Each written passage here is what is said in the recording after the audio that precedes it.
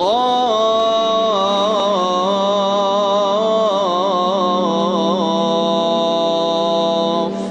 والقرآن المجيد.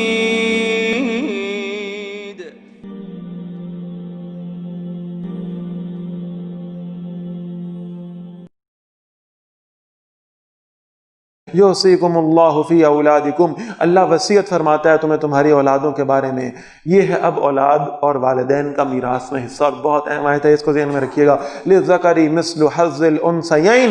بیٹے کے لیے حصہ ہے دو بیٹیوں کے حصے کے برابر. ایک بیٹے کا حصہ دو بیٹیوں کے حصے کے برابر. تو سٹینڈرڈ کیا ہوا؟ سٹینڈرڈ کیا ہوا؟ یہ نہیں کہا کہ بیٹی کا حصہ ہے بیٹے کے حصے سے آدھا. بات وہی ہوتی نا. اس کا مطلب ہے پہلے بیٹے کو حصہ دو، پھر اس کا آدھا بیٹی کو دے دو. سٹینڈرڈ کیا بنتا ہے اس صورت میں؟ بیٹے کا حصہ نہیں، بیٹے کا حصہ ہے دو بیٹیوں کے برابر. اس کا مطلب ہے پہلے تم دونوں بیٹیوں کو حصہ دو اور پھر اتنا حصہ دو بیٹیوں جتنا حصہ بیٹے کو دے دو. اس کا مطلب یہ ہوا کہ اللہ نے وراثت کی تقسیم میں بیٹیوں کے حصے کو بہت اہم رکھا ہے.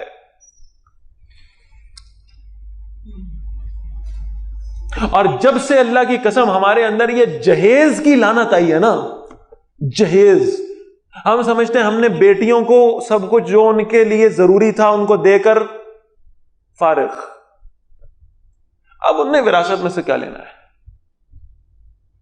جب سے یہ جہیز آیا، یہ ہندوؤں نے جہیز ایجاد ہی اس لیے کیا تھا کہ ان کی بچیاں کمتری کا شکار ہونا شروع ہو گئی تھیں، احساس کمتری کا کہ مسلمان تو اپنی بیٹیوں کو وراثت میں حصہ دیتے ہیں، ہمارے باپ دادے ہمیں کچھ نہیں دیتے. تو انہوں نے کہا اچھا ٹھیک ہے، پھر ایسا کرتے ہیں ہم آپ کو ضرورت کا جتنا سامان ہے آپ کی شادی کے وقت دے دیں گے، یہ لے لو اور بس، اب اور کچھ نہیں مانگنا تم نے. جب سے یہ جہیز آیا ہے بچیوں کی وراثت کا معاملہ، یہ بہت خطرناک بات ہے. میں کہہ رہا ہوں ہمارے معاشرے میں، اس لیے کہ آپ نے جس کا حق مار لیا وہ آپ کے اوپر حلال تو نہیں ہے، اور اتنی اس کو شوگر کوٹڈ طریقے سے دبایا جاتا ہے. کہتے ہیں اچھا بھی بھینے تو پھر حصہ لینا تو نہیں، حصہ لینا تو نہیں ہے تم نے.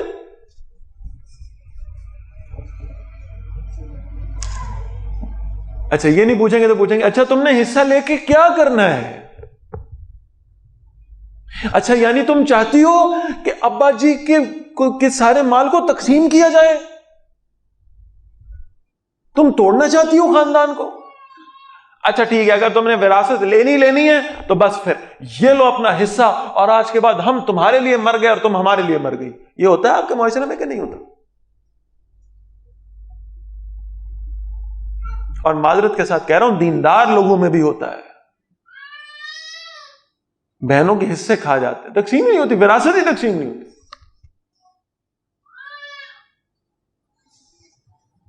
تو ہمارے استاد جی کہا کرتے تھے کام کرو، ایک دفعہ نا بغیر پوچھے، یہ سوال تو بنتا ہی نہیں تمہیں چاہیے کہ نہیں چاہیے، تم بغیر پوچھے اپنی بہن کا حصہ نکالو، تقسیم کرو، اور تقسیم کر کے اس کو کہو یہ تمہارا لے لو، ٹھیک؟ اور پھر ذرا ہفتہ 10 دن رک کے دیکھ لو تمہیں واپس کرتی ہے کہ نہیں کرتی.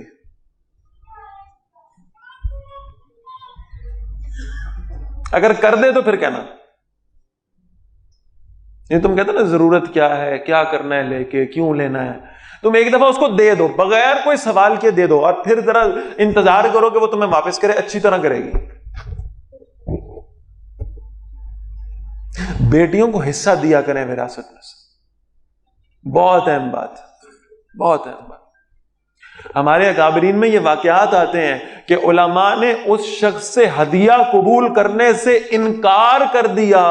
جس کے باپ نے اپنی بہنوں کو وراثت میں حصہ نہیں دیا تھا. یہ جائز نہیں ہے ہمارے لیے. فَإِن كُنَّ نِسَاءً فَوْقَ اثْنَتَيْنِ، پھر اگر ہوں صرف بیٹیاں 2 سے زیادہ، فَلَهُنَّ ثُلُثُ مَا تَرَكَ، تو ان کے لیے 2/3 ہے اس کا جو میت نے چھوڑا. وَإِن كَانَتْ وَاحِدَةً، اور اگر ایک ہی بیٹی ہو، فلہ النصف، تو اس کے لیے نصف ترکہ ہے، ولی ابویہ لکل واحد منہما، اور میت کے ماں باپ کے لیے ہے ہر ایک کے لیے ان میں دونوں میں سے السدس مما ترک، چھٹا حصہ جو میت نے چھوڑا، ان کان لہ ولد، اگر میت کی اولاد ہے، فإن لم یکن لہ ولد، اور اگر اس کی کوئی میت کی اولاد ہی نہیں ہے، وورثہ